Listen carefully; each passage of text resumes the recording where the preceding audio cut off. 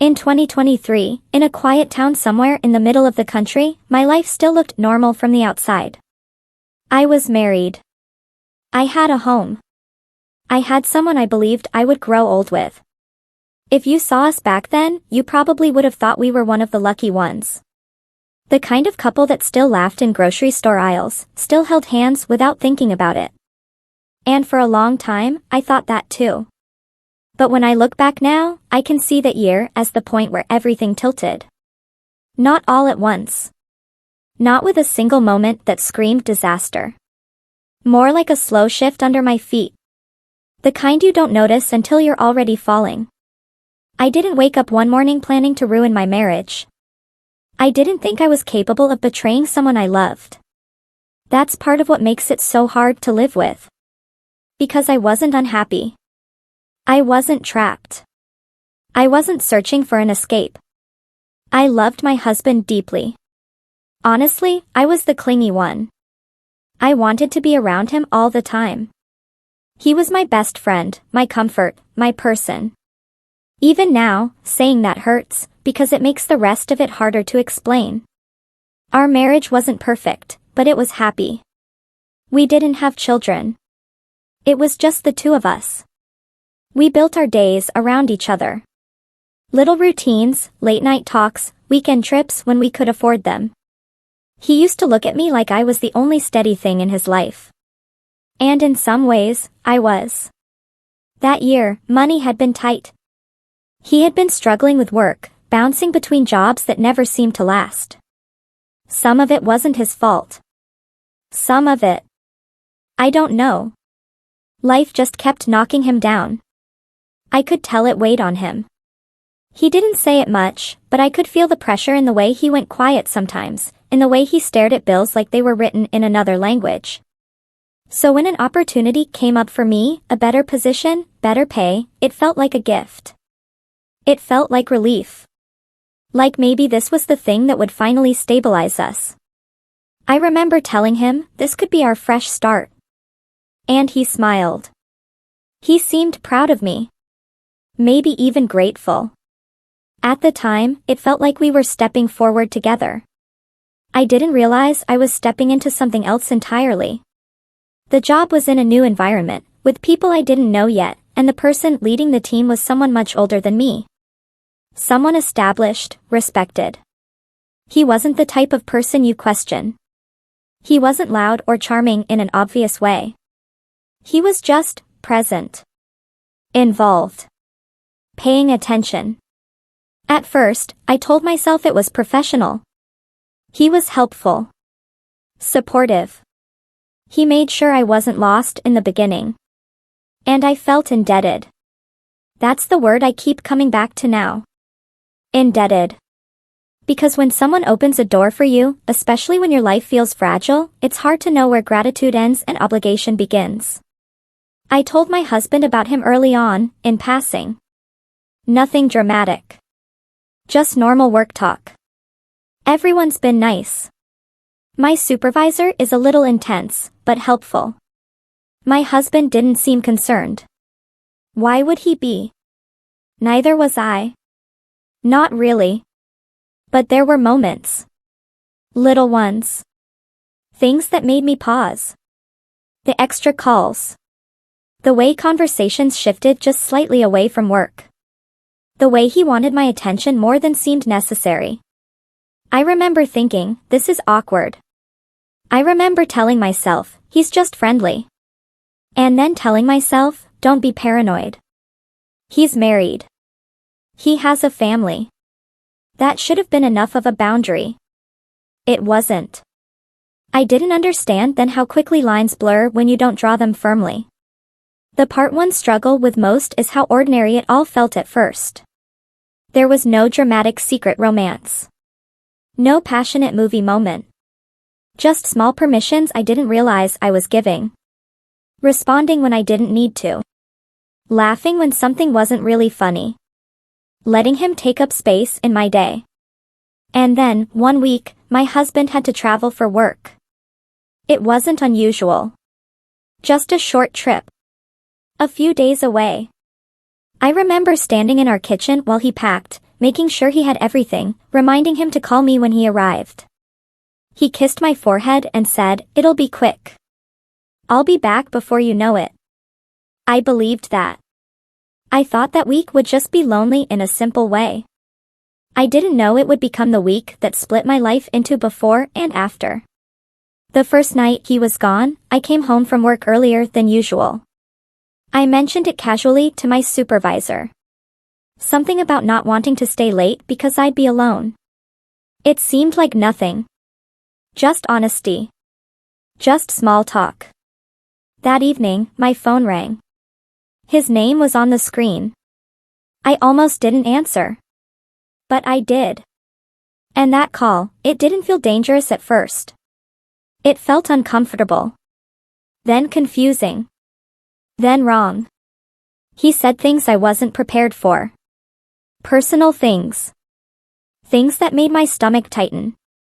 I remember holding the phone too close to my ear, as if that would make it quieter. As if I could shrink what was happening. I remember him asking me questions I didn't know how to answer. I remember the silence on my end. And I remember feeling, for the first time, that I was standing at the edge of something I couldn't see the bottom of. Because even then, before anything truly happened, I already knew. Whatever came next was going to change something. And I didn't yet understand how much. Before everything went wrong, my marriage was the safest place I knew. That's what makes it so difficult to explain to people, even now. Because when someone hears the word betrayal, they immediately start looking for the missing piece. They want a reason. They want to believe something must have been broken already. That we must have been fighting. That I must have been unhappy. That he must have been distant.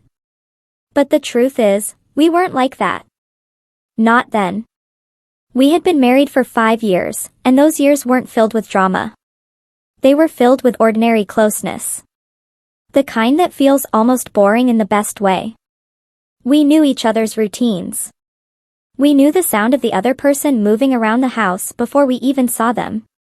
He would wake up earlier than me most mornings, not because he had somewhere to be, but because he liked sitting with his coffee in silence before the day started. Sometimes I'd walk into the kitchen with messy hair and he'd smile like it was the best thing he'd seen. He'd say, "Morning." And I'd mumble something back and lean against him for a second, still half asleep. It was small. But it was ours. We didn't have kids, so our lives were built around each other in a way that felt almost intimate to the point of dependency. We could decide on a Friday night to go for a drive just because we wanted to talk somewhere that wasn't our living room. We could stay in bed on Sunday mornings and pretend the world didn't exist. We didn't need much. I know some people measure love by big gestures, but ours was measured in things like grocery lists and inside jokes and how quickly he could tell when something was wrong with me. I was clingy, honestly. I liked being near him. I liked the feeling of being of we instead of an I. And he never made me feel stupid for it. He liked it too. He used to say, "You're my calm." And I believed him. There were no secrets between us. Or at least, I thought there weren't. If I was upset, he noticed. If he was stressed, I could see it even when he didn't speak. We weren't perfect people, but the relationship felt solid. Like something built carefully. That's why, when life started getting heavy, I thought we would handle it the way we handled everything else. Together. The one shadow that existed in those years was money. He struggled with work in a way that chipped at his confidence. Sometimes he'd find a job that seemed promising, and for a while things would be fine. Then something would happen. A company downsizing. A conflict with management. A job ending suddenly. Every time it happened, I could see him retreat into himself a little more. He wasn't lazy. That's important to say. He tried. But it's hard to keep standing tall when life keeps pushing you down. He would come home quiet, shoulders tense, and I'd ask, "How was your day?" And he'd answer, "Fine," even when it clearly wasn't. I learned not to press too hard. I learned to just sit beside him. Sometimes he'd finally admit, "I feel like I'm failing you." And I'd immediately say, "Don't say that. We're okay." Because I meant it. I wasn't with him because of stability or money. I was with him because he felt like home. But I also knew that pressure builds in silence. Bills don't go away just because you love each other. And slowly, the idea of the future started to feel heavier. We wanted a life that wasn't just surviving month to month. So when I got the offer in 2023, it felt like hope. A real one. It wasn't just a job. It was a chance for us to breathe again. I remember sitting with him at the kitchen table, paperwork spread out, explaining the salary, the benefits, the opportunities. His eyes widened slightly, like he couldn't believe it. He said, "This is huge." I nodded, feeling proud but also nervous. He reached across the table, took my hand, and said, "I'm proud of you." That moment is burned into me. Because that's what I wanted. To make him proud. To help us. To fix the part of life that was stressing him. He hugged me and held on for longer than usual. I thought, this is our turning point. I didn't know it was. Just not in the way I imagined. At the time, our marriage still felt innocent. Not naive, but uncomplicated. I trusted him completely. And I believed he trusted me the same way. There was a softness between us that I didn't appreciate enough until it was gone. Even the way he looked at me felt like a kind of safety net. Like no matter what happened outside our walls, inside them we were okay. He never questioned where I was. He never checked my phone. He never acted controlling. And I never gave him a reason to. We had built something based on comfort and honesty. That's the part that breaks me when I think about it now. Because when you destroy trust in a relationship like that, you're not just breaking rules. You're breaking something gentle. Something that didn't deserve to be handled carelessly. I wish I could go back to that version of us. The one where he still smiled easily. The one where I still believed love was enough to protect us. Back then, I honestly thought we were unshakable. But life doesn't always announce the moment it begins to crack. Sometimes it starts with something that looks like progress. Sometimes it starts with something that feels like a blessing. And sometimes, you don't notice the danger until you're already letting it inside.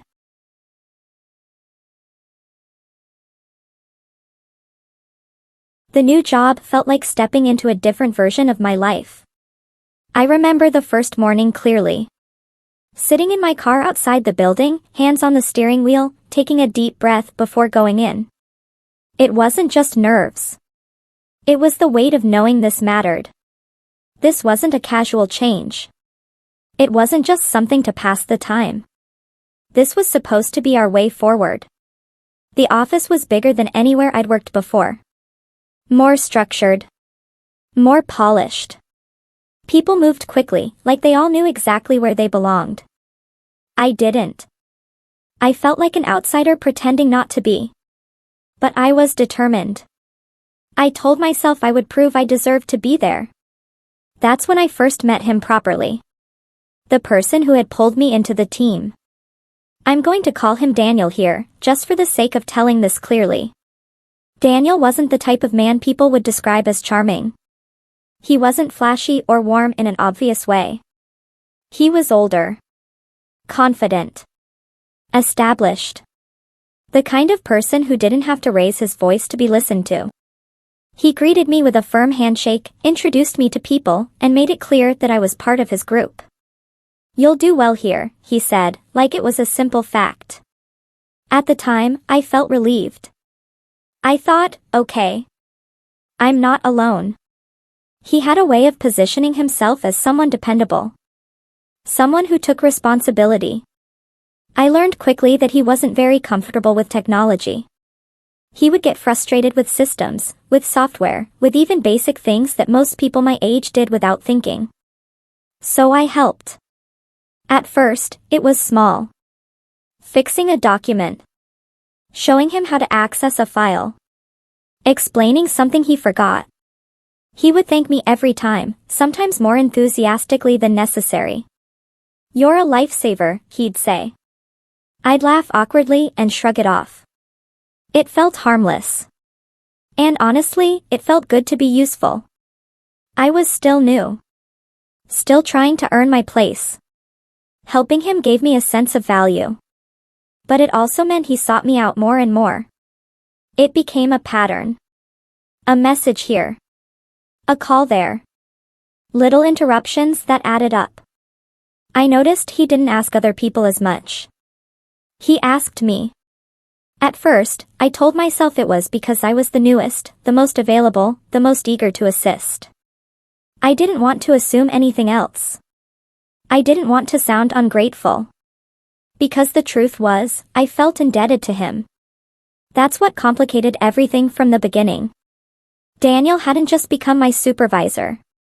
He had been the reason I got the opportunity at all. When my husband and I were anxious about money, when things felt unstable, this job was the bright spot. And Daniel was tied to that bright spot. So even when I felt uncomfortable sometimes, I pushed it down.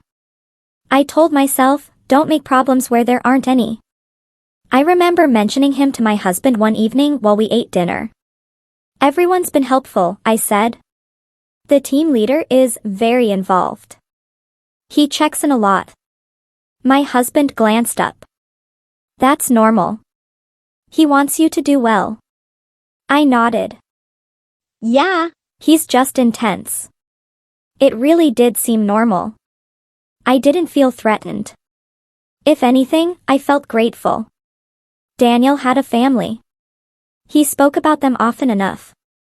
Kids, responsibilities, a wife who sounded busy and distant in the way spouses sometimes become when life is full. It was easy to categorize him as safe. A mentor type. An older professional figure. That category protected my mind from asking questions. But over time, the lines started to blur in ways I couldn't quite name. He started asking more personal things. Not deeply inappropriate, not outright. Just more.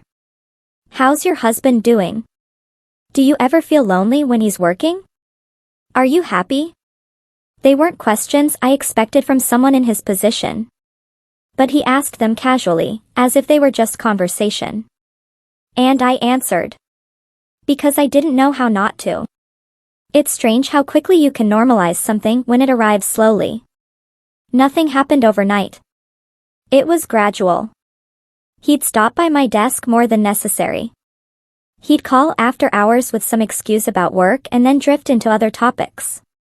Sometimes I'd see his name on my phone and hesitate before answering.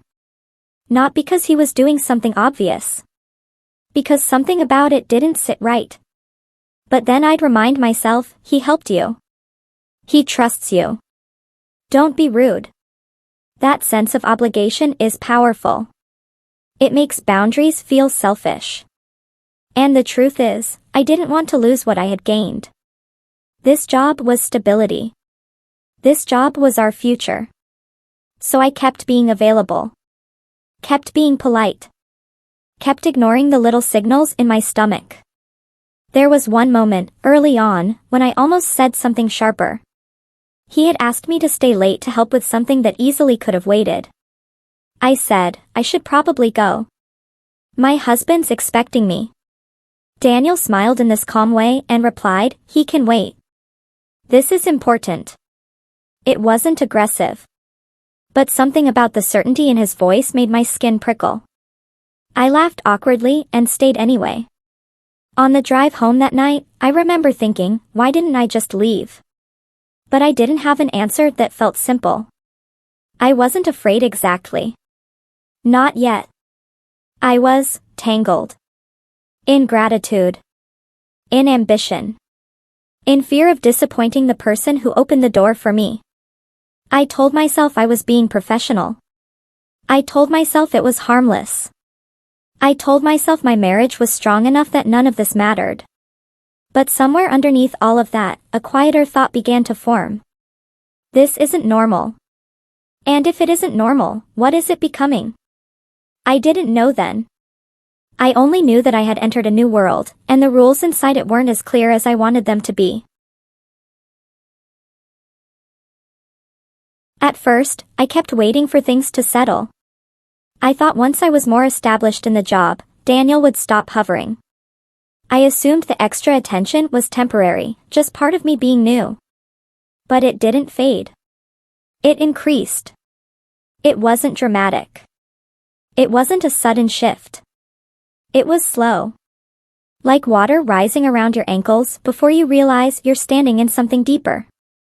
Daniel found reasons to talk to me constantly. Sometimes it was about actual work. Sometimes it was about things that could have been handled in an email or by anyone else. But he always came to me. He'd stand at my desk, leaning slightly too close, speaking in a lower voice than necessary. He'd say, "Do you have a minute?" And I'd feel my stomach tighten, even though I'd answer, "Sure." Because what was I supposed to say? No. It felt rude. It felt ungrateful. And every time I had that thought, it was like a leash tightening.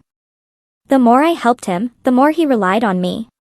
The more he relied on me, the more I felt responsible. I started noticing little things. The way his compliments weren't always about my work. The way he lingered after conversations ended. The way he would bring up personal topics when there was no reason. One afternoon, while I was showing him how to use a program, he said casually, "You're different from most people here." I laughed a little, uncomfortable. Different how? He shrugged, like it was obvious. "You actually care. You're not cold." It didn't sound inappropriate on paper. But the tone, it wasn't neutral. It was intimate. I remember smiling politely and turning back to the screen, pretending I didn't feel anything strange. That became my pattern. Pretending. At home, life with my husband stayed warm. We still cooked together. Still talked about small things. Still shared our bed without distance. Sometimes I'd come home and he'd ask, "How was work?" And I'd say, "Busy." Not because I was hiding anything yet. More because I didn't know how to explain a discomfort I couldn't clearly name. If I said, "My supervisor is paying too much attention," it sounded paranoid. If I said, "He makes me uneasy," it sounded dramatic. And Daniel hadn't technically done anything I could point to. So I kept it vague. I kept it inside. That's how erosion happens, I think. Not with loud choices. With quiet silences. Daniel began texting more. At first, it was during office hours. Then it drifted later. "Did you get home okay? Don't forget tomorrow's meeting." Then, "Hope you're having a good evening." I'd stare at the screen, thumb hovering. I didn't want to respond. But ignoring him felt dangerous in a different way. Like rejecting him would have consequences. So I'd type back something short. "Thanks. You too." Every message felt like a tiny compromise. I told myself it was harmless. I told myself it was just politeness. But politeness can be a doorway. And I was leaving it open.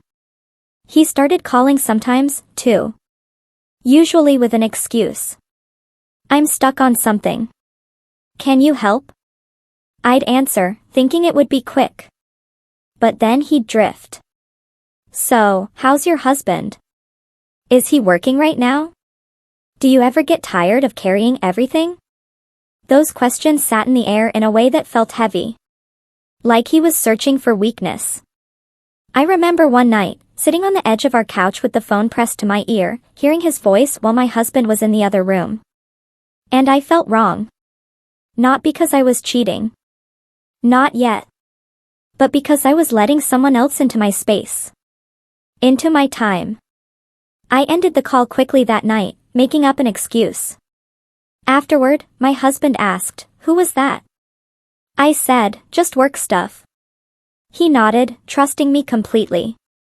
That trust felt like a weight on my chest. Daniel's presence started to feel normal in my day. That was the scariest part. I would wake up and see a message from him before I even got out of bed. I'd go to work and he'd find me within the first hour. By the time I drove home, I already felt drained, like I'd been emotionally engaged with someone for too long. But I couldn't name it as emotional engagement. I kept calling it work. I kept telling myself it was professional. Yet my body reacted differently. My stomach would drop when his name appeared. My shoulders would tense when he walked into the room. That wasn't comfort. That wasn't harmless. It was pressure. Still, I didn't draw a line. I didn't say, this needs to stop. Because I didn't know how without risking everything. I didn't know how to confront the person who had given me stability. I didn't know how to admit that something was wrong without sounding like I was accusing him of something.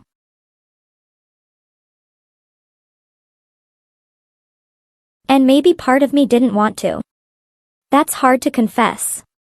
There was a part of me that liked being noticed. Not romantically. Not in a conscious way. But being told I mattered, being treated like I was special. It filled something in me I didn't realize was empty. My husband loved me, yes. But his life had been heavy lately. He was stressed, quiet, withdrawn at times. Daniel's attention felt different. Like a spotlight. Like validation. I hate that. But it's true. That's where the blur began. Not with sex. Not with secret meetings. With attention that felt flattering and uncomfortable at the same time. With boundaries that softened because it was easier than hardening them. The more I let him in, the more normal it seemed. The more normal it seemed, the harder it became to stop. I remember standing in the office hallway one evening, everyone else gone, Daniel beside me, talking quietly. He said, "You know, I feel like you understand me better than anyone here." I smiled politely, but inside I thought, this isn't good. I went home that night and hugged my husband too tightly, like I could hold on to the life we had. He laughed a little and said, "What's that for?" I said, "Nothing. I just missed you." And it was true. I missed him even while standing right next to him. Because somewhere inside me, I could feel something shifting. Something I wasn't stopping. Something I wasn't brave enough to name. And I didn't yet realize how close I was to losing control of it completely. The week my husband left was supposed to be ordinary. Just a short work trip. A few days out of town. Nothing dramatic. We'd done it before. I remember helping him pack, folding shirts into his suitcase while he checked his phone for travel details. The whole thing felt routine. He kissed me before he walked out the door and said, "I'll be back soon. Don't stay up too late." I smiled and told him I wouldn't. I watched him drive away, and for a moment I felt that small ache you feel when the house becomes quieter than usual. But it wasn't fear. It wasn't loneliness in some deep sense. It was just absence. The kind you expect to fill with phone calls and work and waiting. I didn't know that absence was going to create space for something else. That first day, I went to work like normal. I remember telling Daniel casually that I wouldn't be able to stay late that week. "I should get home," I said, trying to sound light. "My husband's away, and I don't like being out too late when I'm alone." It was a simple comment. It wasn't an invitation. It was honesty. Daniel nodded slowly, like he was storing the information. "Of course," he said. "You should feel safe." At the time, I didn't think anything of it. That evening, I came home to a quiet house. The silence was different when you know no one's coming in the next room. I heated up something quick for dinner, scrolled through my phone, watched a show I didn't really pay attention to. Around 9, my husband called. We talked for a few minutes, nothing heavy. He told me about his hotel, I told him about my day.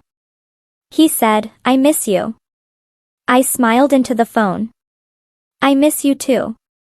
When we hung up, I felt comforted. Anchored. And then, not long after, my phone rang again. Daniel's name was on the screen. I stared at it for a second. My first instinct was irritation. Why now? I almost ignored it. But then that familiar obligation rose up. He was my supervisor. It might be important. So I answered. Hi, I said carefully. His voice was softer than usual. Sorry to call so late. I just wanted to check in. I frowned slightly. Check in about what? There was a pause. And in that pause, something shifted. I was thinking about you, he said. I remember sitting up straighter on the couch, my body going tense. That's kind, I replied, unsure. He exhaled, like he'd been holding something back. You don't have to pretend with me, he said. I can tell you feel things too. My stomach dropped. I didn't speak. He continued, voice quiet but steady. I know this is complicated. But I need to be honest. I have feelings for you. The words felt unreal, like they belonged in someone else's life. I remember blinking hard, as if that would reset the moment. Daniel, I said, my voice thin, you're married. I know, he replied quickly. It's not something I planned. Feelings don't ask permission. I didn't know what to say. I wanted to end the call immediately. I wanted to tell him this was inappropriate. But my throat felt tight. And then he said something that trapped me in a different way. I've done so much for you, he added softly. I've supported you. I thought you trusted me. The implication hung there. Like gratitude was supposed to turn into something else. I swallowed. I do trust you, I said, because I didn't know how to say the other thing. He took that as permission. He began asking questions. What do you feel when you see me? Do you think about me? Be honest. I kept trying to dodge. I don't know. This is sudden. But he wouldn't let it stay uncertain. He kept pressing. Just tell me you feel something, he said. Just say it. I remember the heat in my face. The panic. I didn't want to say it. I didn't want to lie. But I also didn't want to offend him, to lose what I had built, to create conflict that might destroy my stability. That sounds pathetic now. But in that moment, my brain wasn't clear. It was fear and pressure and confusion. So I said something small. Something weak. I care about you, I murmured. And I hated myself immediately. But it wasn't enough for him. He latched onto it like a victory. I knew it, he said, voice almost relieved. I knew you felt it too. From that night on, the week changed. He called the next day. Then again. Every day. Sometimes multiple times. Always framed as concern, as closeness. You're okay, right? I miss hearing your voice. Tell me you're thinking about me. It was relentless. And because I hadn't shut it down immediately, it kept expanding. I didn't tell my husband. That's the part that still makes me sick. I didn't tell him because I was ashamed. Because I was scared. Because I told myself it was only words, only feelings, only something happening in the air that I could still undo. But I was already in it. My husband would call at night, and I'd answer, trying to sound normal, while my mind felt scrambled. I started feeling irritated with him for no reason. Like his presence, even from a distance, was an obstacle to whatever strange emotional storm was building. That's the ugliest truth. Daniel would say things like, he doesn't understand you the way I do. And instead of rejecting it, I would go quiet. I would let it settle. One evening, I finally tried to stop it. I said, this isn't right. We should end whatever this is. Daniel laughed softly, almost pitying. End it, he said. You can't end feelings. You can't deny what's real. His certainty made me doubt my own. I told myself I was trapped in something inevitable.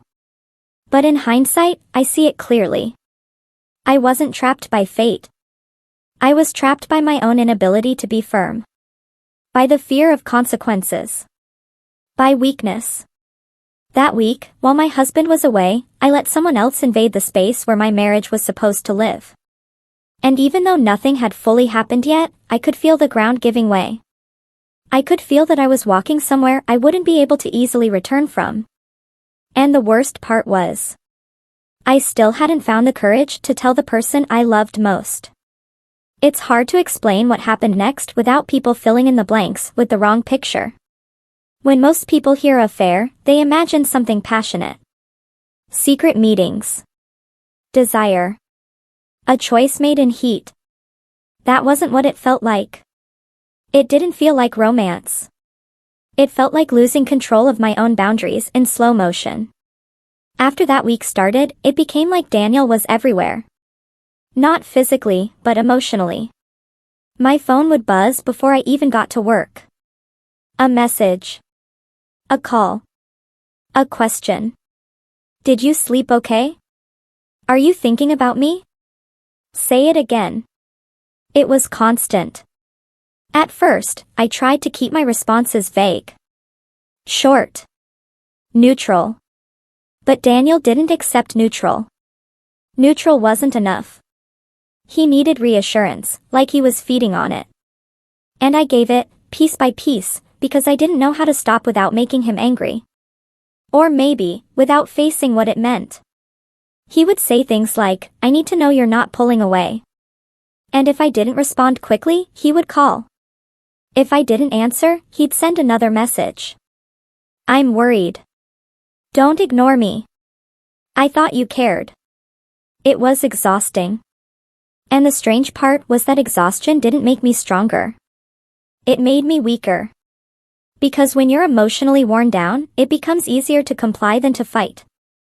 I started living in a constant state of tension. At work, I was hyper-aware of him. Every time he walked into the room, my chest tightened. Not excitement. Dread. But I'd still smile. Still act normal. Still let him pull me aside for quick talks that never stayed about work. He would stand too close and speak softly. You're different this week, he'd say. I'd force a laugh. Just tired. He'd tilt his head slightly. Tired because you miss me? I hated those moments. Because there was no safe answer. If I said no, it felt like rejection. If I said yes, it felt like betrayal. So I'd do what I kept doing. I'd avoid. I'd deflect. I'd let silence become an answer. And silence is dangerous. My husband came home at the end of that week. He hugged me the moment he stepped inside, squeezing tightly like he'd missed me. I hugged him back, and for a second I almost broke. I almost told him everything. I almost said, something's wrong. But then I saw his face. The relief of being home. The trust. And shame locked my throat.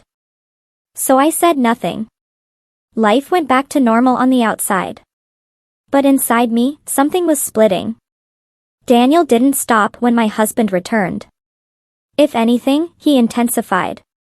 It was like the week alone had given him permission. He called during lunch. He called after hours. He watched me more closely at work, like he was checking whether I still belonged to him emotionally. And slowly, without fully realizing it, I started changing.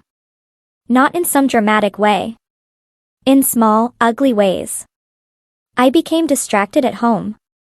I was shorter with my husband. Sometimes he'd ask me something simple, like, do you want to watch a movie tonight? And I'd answer, not really. He'd look confused. Are you okay? I'm fine, I'd snap. Then I'd immediately regret it. But the irritation kept spilling out. Daniel would call and say, I need to hear your voice. And I'd answer even when I shouldn't. Not because I wanted to. Because I felt like I had to. That obligation was still there, tangled with fear. He had power over my job. Over my stability. Over the future I'd promised my husband. Sometimes Daniel would say, you know you can trust me. And I wanted to scream, I don't want this. But instead, I'd whisper, okay. He pushed for more affirmation constantly. Tell me you like me. Tell me you miss me. Tell me this is real. And I would give him just enough to keep him calm. Just enough to stop the pressure for a moment. It became a pattern of emotional compliance. Not passion. Not joy. Compliance. One day, I remember sitting in my car after work, gripping the steering wheel so tightly my fingers hurt. My phone buzzed again. Daniel. I didn't want to answer. I stared at the screen and felt something close to panic. My husband was at home waiting for me. Dinner plans. Normal life. And here I was, frozen in a parking lot because a man twice my emotional weight wouldn't let me breathe. I answered. Hi, I said, flat. Why do you sound like that? He asked immediately. I'm tired. You're pulling away. I'm not. You are. It was like arguing with someone who had already decided the truth.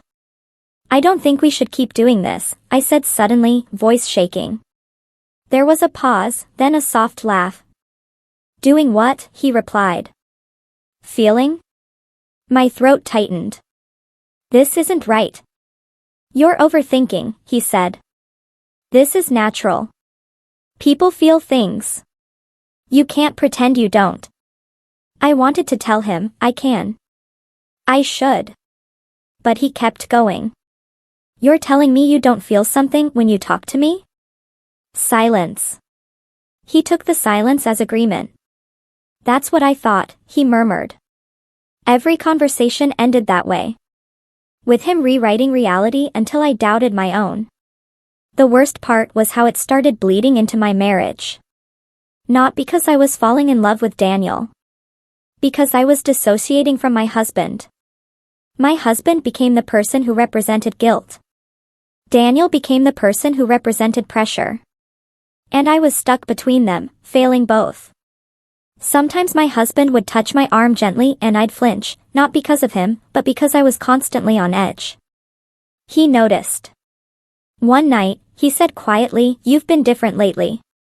I forced a smile. Work's just stressful. He nodded slowly, but his eyes lingered on me longer than usual. I could tell he didn't fully believe it. I hated myself for that. Because he deserved honesty. And I kept choosing avoidance. I wasn't having an affair that felt thrilling. I was having an affair that felt like suffocation. But I was still responsible. That's what I've learned. Even if you feel pressured, even if it's messy, even if it doesn't look like the movies. The moment you let someone else into the emotional space of your marriage, you are already crossing a line. I crossed it. Over and over. And I kept telling myself I would stop soon. Tomorrow. Next week. After this project ends. After I figure out how. But time doesn't freeze while you hesitate. Damage happens while you delay. And somewhere in those weeks of compliance and silence, the life I thought I was protecting was already breaking apart. I just didn't know yet that my husband was starting to see the cracks. I didn't get caught in some dramatic scene.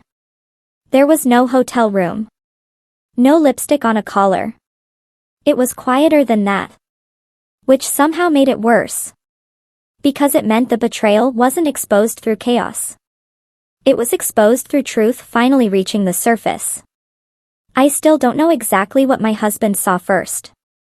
Sometimes I replay the days leading up to it, searching for the moment where everything shifted. Maybe he noticed how often my phone lit up. Maybe he felt the distance in my voice. Maybe he could sense the tension clinging to me like a second skin. He had always been observant. He knew me too well. One evening, I came home later than usual. Not because I stayed late intentionally, but because Daniel had stopped me on my way out. Just another quick talk.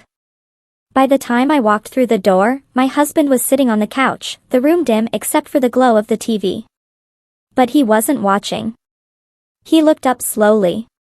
Hey, I said, forcing casualness. He didn't answer right away. His eyes went to my phone in my hand. Then back to my face.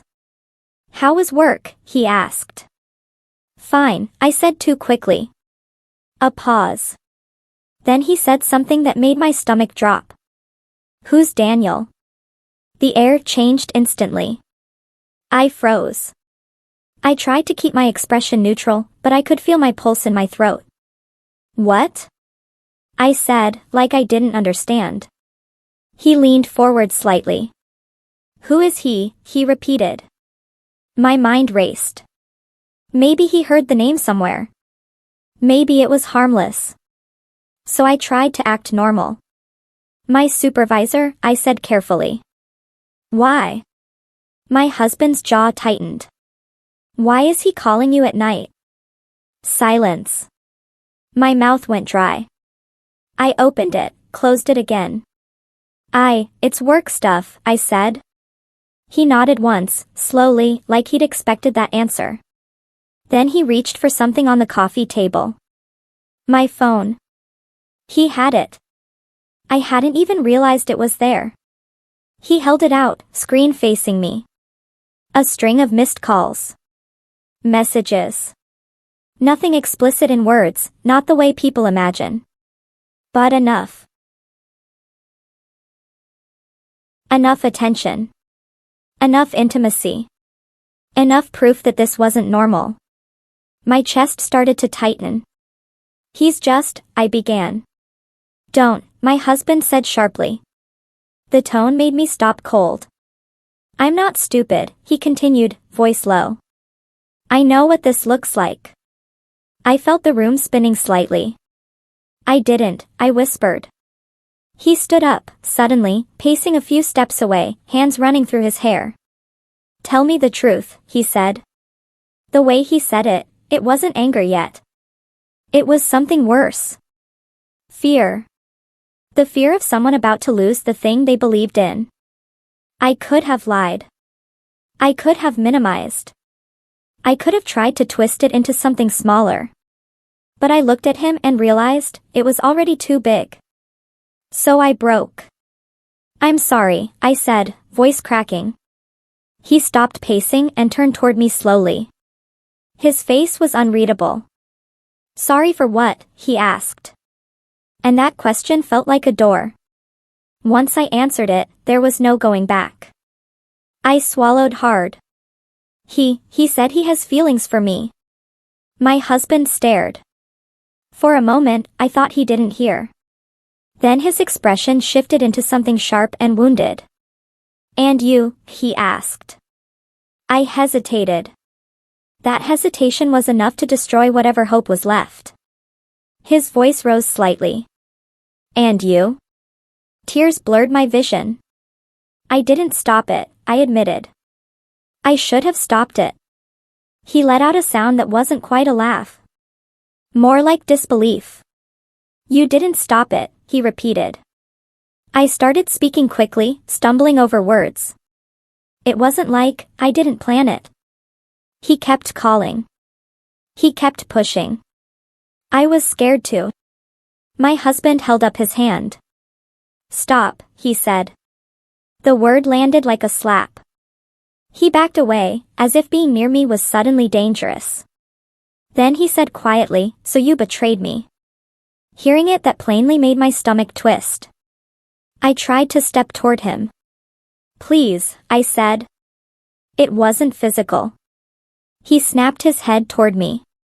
Not physical, he repeated, voice bitter. Do you think that makes it better? I froze again. Because I didn't know. I didn't know what mattered more. The fact that I hadn't slept with Daniel, or the fact that I had let him into my life at all. My husband sank back onto the couch, elbows on his knees, staring at the floor. For a long moment, he didn't speak. The silence was unbearable. Then he whispered, almost to himself, I trusted you. That was the moment everything shattered. Not when he raised his voice. Not when he confronted me. That quiet sentence. I trusted you. I felt something inside me collapse. I wanted to disappear. I wanted to rewind time. Instead, I sat there in the wreckage of what I had done. Later that night, he left the house. He didn't say where he was going. He didn't slam the door. He just walked out, like he didn't know how to stay in the same space as me. I sat alone for hours, shaking, staring at nothing. At some point, Daniel called. I didn't answer. My husband came back near dawn. His eyes were red. He looked exhausted in a way I'd never seen before. He stood in the doorway, staring at me like I was someone unfamiliar. Then he said, quietly, I'm going to talk to him. The next day was a blur. I know my husband confronted Daniel. I wasn't there, but I imagined it too clearly anyway. I imagined the rage. The humiliation. The man I loved standing in front of the man who had invaded our marriage. When my husband came home afterward, his hands were trembling slightly. He didn't look at me for a long time. Finally, he said, everyone's going to know. I felt my throat close. My family, I whispered. Mine too, he said. And he was right. The truth didn't stay between us. I confessed. I admitted it. To people I never wanted to see me like that. The shame spread outward, touching everything. My husband's parents. My own. The quiet understanding in their eyes was unbearable. And through it all, my husband moved like someone hollowed out. Days passed. Then, one night, he spoke again. I don't know what to do, he said, voice flat. I looked at him desperately. I'll do anything, I whispered. He stared at me for a long time. Then he said something that surprised me. I'm not leaving. Not yet. Hope surged in my chest, painful and fragile. But then he added, almost immediately. I just don't think I'll ever be the same. And in that moment, I realized reconciliation wasn't a reunion. It was something else entirely. Something uncertain. Something broken. And I had no idea what kind of marriage we were stepping into now. At first, when my husband said he wasn't leaving, I clung to that like it was salvation. I thought it meant we had a chance. I thought staying meant healing was possible. I didn't understand that staying can also mean something darker. Because he stayed, but the man who stayed was not the man I had married. In the early days after everything came out, the house felt like a place where sound didn't belong. Even breathing felt too loud. He moved around me carefully, like I was something fragile and disgusting at the same time. Sometimes he wouldn't speak to me for hours. Not out of calm. Out of distance. Like silence was the only safe boundary he could manage. I tried to fill the emptiness with apologies. I'm sorry, I would say again and again. He never told me to stop. He never told me it was okay. He would just look past me, eyes empty. At first, I thought that was normal. I expected anger. I expected sadness. I expected him to hate me for a while. But weeks passed. Then months. And nothing softened. Instead, something hardened inside him. It began with small rejections. I would cook dinner, trying to do something familiar, something nurturing, like I could restore normalcy through routine. I'd set a plate in front of him carefully. He would stare at it for a moment. Then push it away. I'm not hungry, he'd say. Sometimes he wouldn't even pretend. He'd mutter, I don't want food from you. Those words would land like cold water. I'd stand there, hands still smelling of spices and oil, feeling ridiculous. Like I was playing house while the house was burning. He stopped touching me. Not just sexually. In every way. No hand on my shoulder. No kiss. Goodbye. If I moved too close on the couch, he'd shift away. At night, he'd turn his back toward me in bed, body rigid, like sleep was something he needed to escape me. I would lie there staring at the ceiling, listening to the space between us grow louder. I started begging. Quietly at first. Then more desperately. Please talk to me.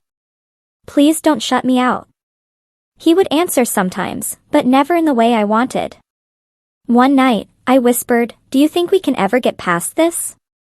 He didn't even turn around. He said, flatly, "No." The bluntness stole my breath. I sat up in the dark. "Then why are you here?" I asked, voice shaking. He turned his head slightly, eyes reflecting faint streetlight. "Because leaving feels like letting you off," he said. That sentence was the beginning of what came next. It wasn't reconciliation. It was punishment. At first, I told myself I deserved it. I told myself this was my consequence. I had shattered his trust. I had humiliated him.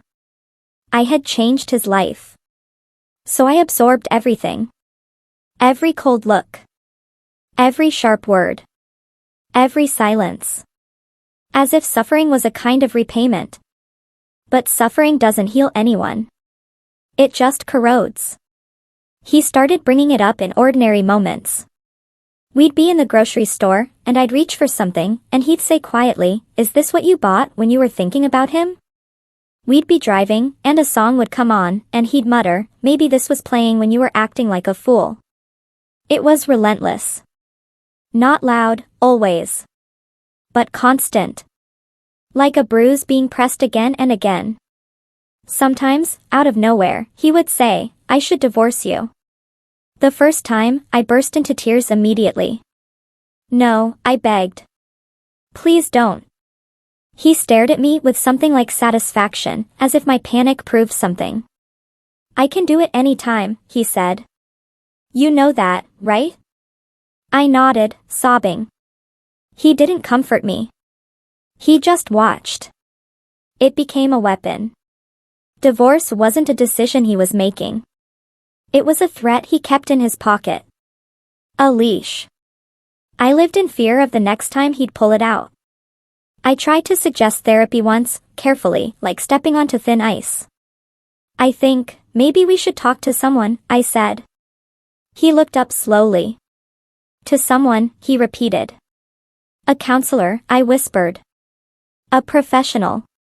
"We." He laughed, sharp and humorless. "We," he said. "There is no we in this. You did this." "I know," I said quickly. "I'm just saying maybe it could help." He cut me off. "I don't need therapy," he said. "I'm not the one who cheated." The word cheated hit harder coming from his mouth. I flinched. He noticed. He seemed to enjoy that too. "I don't need fixing," he continued. "You're the broken one." After that, I stopped bringing it up. I became smaller. Careful. Like every conversation was a minefield. I tried to make up for it in other ways. I planned a trip, thinking maybe distance from the house would help. Somewhere peaceful. Somewhere that could remind us of who we were before. He agreed, surprisingly. For a few days, it almost felt normal. He laughed once, briefly. We ate at a small restaurant. We walked near water. We took pictures like a couple. Hope rose in me again, foolish and fragile. I thought, maybe this is it. Maybe we're coming back. But the moment we returned home, the air changed. On the drive back, he grew quieter. When we walked through the front door, he dropped the bags and said, "Don't think that meant anything." My throat tightened. "What?" I whispered. "The trip," he said. "It doesn't erase what you are." I stood there, stunned. He walked past me into the bedroom and shut the door. That night, he didn't speak. It was like he punished me for hoping. Weeks turned into months. And the insults became more direct. Disgusting. Pathetic. You threw everything away. Sometimes he'd look at me with pure contempt and say, "I'll never forgive you." He said it loudly once, in the kitchen, like he wanted the walls to hear. "I will never forgive you." I remember shrinking in on myself, hands shaking, whispering, "Please." He shook his head. "You don't get to ask for forgiveness," he said. "You don't deserve peace." That was the shape of our marriage now. Me begging. Him withholding. Me trying. Him rejecting.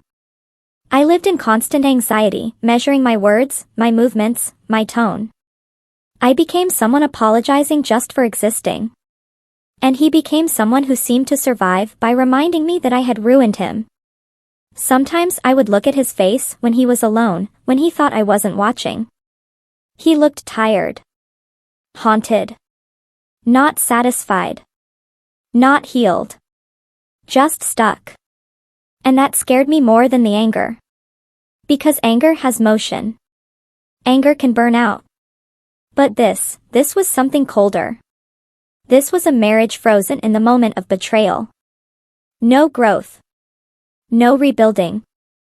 Only punishment on repeat. I started to realize that staying wasn't the same as repairing.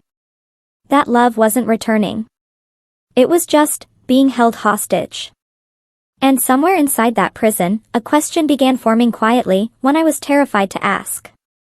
What if this is all we are now? There's a certain kind of exhaustion that comes from living in a home where nothing heals. Not anger that flares and passes. Not sadness that eventually softens. But a constant emotional pressure, like the air itself is heavy. That's what our life became. After the first year, people stopped asking how we were doing. Family members assumed we had worked through it because we were still together. Friends saw us at gatherings and thought presence meant progress. No one could see what happened after the doors closed. They didn't see the distance. The coldness. The way every ordinary moment carried a shadow. I kept telling myself, if I just keep trying, something will shift. I treated reconciliation like a job. Like effort alone would produce results. I woke up thinking about what I could do differently. Say less. Say more. Be softer. Be invisible. Be perfect. I tried to anticipate his moods before he spoke. If he seemed quiet, I wouldn't ask questions. If he seemed irritated, I would apologize preemptively. Sometimes I'd apologize for things that had nothing to do with the betrayal. I'm sorry I forgot to buy milk. I'm sorry I left the light on. I'm sorry. Sorry became my language. And his silence became his. I kept hoping for signs. A look that lingered. A conversation that felt normal. A moment where he laughed and didn't immediately pull back. Every tiny softness felt enormous. And every time it disappeared, it felt like I was falling again. I started realizing how unstable hope can be when it's the only thing you're surviving on. One afternoon, I sat across from him at the kitchen table and said quietly, "Do you want to be here?" He didn't look up from his phone. "I'm here," he replied. "That's not what I asked," I whispered. He finally raised his eyes, tired and sharp at the same time. "What do you want me to say?" he asked. "That I'm happy? That I'm fine?" "I'm not." "I know," I said, voice shaking. "But do you want to heal?" He scoffed. "Heal," he repeated, like the word offended him. "I didn't break this," he said. "You did. That was always the wall we hit." He was right. I had broken it. But he acted like that meant healing wasn't his responsibility at all. As if the wound could only be carried by the person who caused it. As if the betrayed person didn't have to choose anything beyond pain. And maybe in the beginning, that made sense. But after years, pain without repair becomes something else. It becomes a way of living. A way of controlling. A way of never moving forward. I tried bringing up counseling again, softer this time. Not as a suggestion. As a plea. "We can't do this alone," I said. "We're stuck." He stared at me, expression flat. "I'm not sitting in front of a stranger so they can tell me how to forgive you," he said. It's not about forgiving me, I whispered. It's about us not destroying each other. He laughed, bitter. There is no us, he said. There's what you did, and there's what I have to live with. That sentence stayed with me. Because it was true. He was living with it. But so was I. I was living with guilt. With regret. With shame that never fully left. But I was also living with something new now. Fear. The fear of spending the rest of my life as a permanent punishment. I began noticing the imbalance more clearly. In the beginning, I accepted every harsh word as deserved. But over time, it started to feel less like consequence and more like identity. Like I would always be the villain. And he would always be the judge. Even on days where nothing happened, the past was present. If I smiled too much, he'd narrow his eyes. If I seemed quiet, he'd say, "What are you thinking about?" If I tried to touch his arm, he'd stiffen. Sometimes he'd say, "Don't." Just that. One word. It made me feel like I was contaminating him. I started wondering what reconciliation was supposed to look like. I looked things up privately, late at night, scrolling through articles about trust and rebuilding and trauma. They all said the same thing in different ways. Both people have to participate. Both people have to choose repair. Accountability is necessary. But so is willingness. I realized I was doing all the work alone. I was confessing. Apologizing. Planning. Offering. Bending. And he was simply staying. Staying while reminding me that staying wasn't kindness. Staying as a form of punishment. And something inside me began to shift, slowly. Not away from guilt. I will probably carry guilt forever. But away from the idea that suffering endlessly was the only way to prove remorse. I started to see how we were frozen. Not because healing was impossible. But because healing was being refused. One night, after another argument that wasn't even really an argument, more like him speaking and me shrinking, I sat in the bathroom with the door locked, staring at my reflection. I looked older than I felt. My eyes were tired. My face tense, like I was always bracing for impact. And I thought, is this what my life is now? A marriage where love exists only as memory? A home where forgiveness is never even considered? I didn't want to leave him broken. That thought haunted me. I had hurt him. I had changed him. Walking away felt like abandoning someone I had injured. But staying felt like drowning alongside him. It was then I began to understand something painful. Love is not enough to restart a marriage. Regret is not enough. Time is not enough. If one person is clinging to repair, and the other is clinging to pain, then nothing moves. Everything just decays. And the question I had been avoiding for so long finally became impossible to ignore. Not, can he forgive me? But, what happens if he never does? By the time I started thinking seriously about leaving, it didn't feel like a decision. It felt like a quiet admission. Like acknowledging something that had already been true for a long time. Our marriage wasn't alive anymore. It was existing. It was breathing, technically. Two people in the same house, sharing the same routines, speaking the same words over and over. But something essential was gone. Trust, obviously. But also softness. Safety. Any sense that the future was something we were building together. I used to think love was the strongest thing two people could have. Now I think love is only the beginning.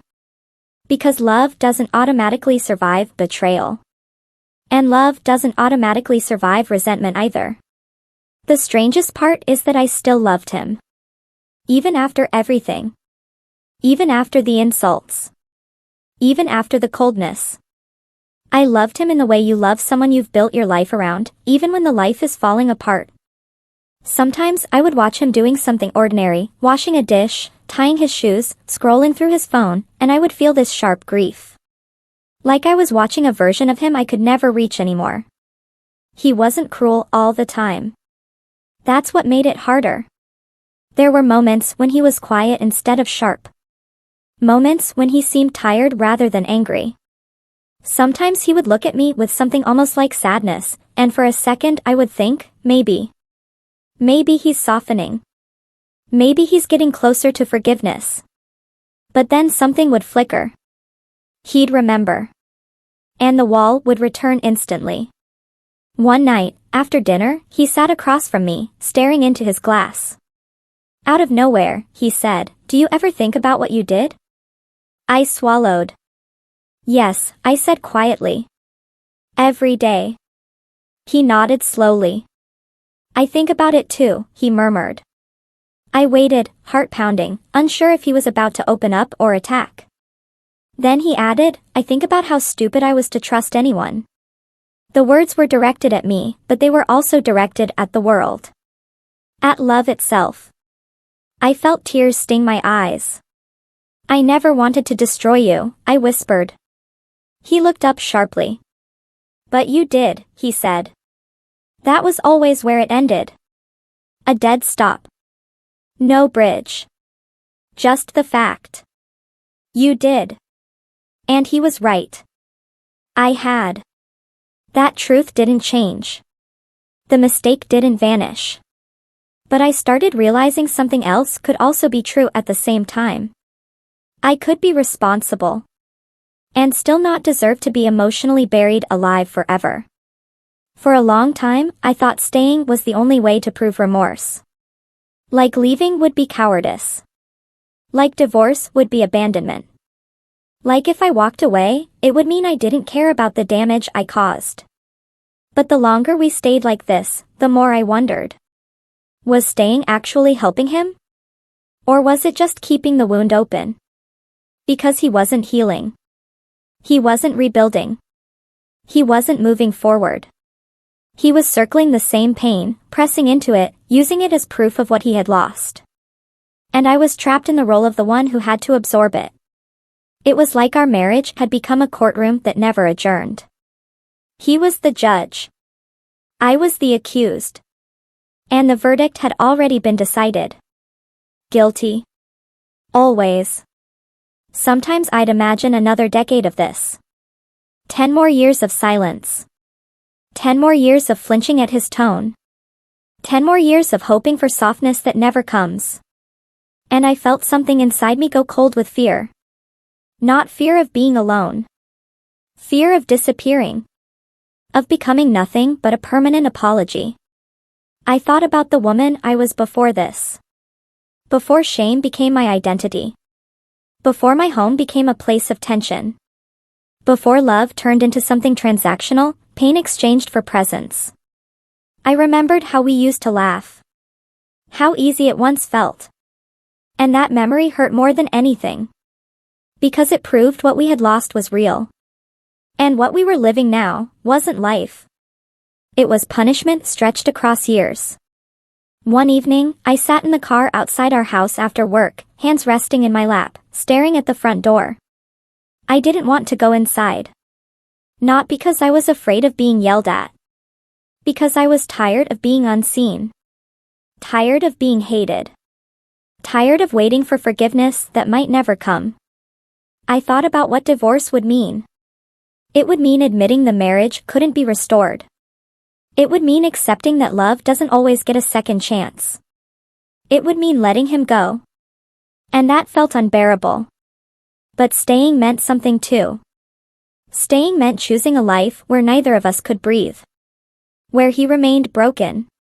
Where I remained condemned. Where the betrayal was relived endlessly, not as a memory, but as a daily reality. I didn't want to leave him shattered. But I started to wonder if staying was shattering him more.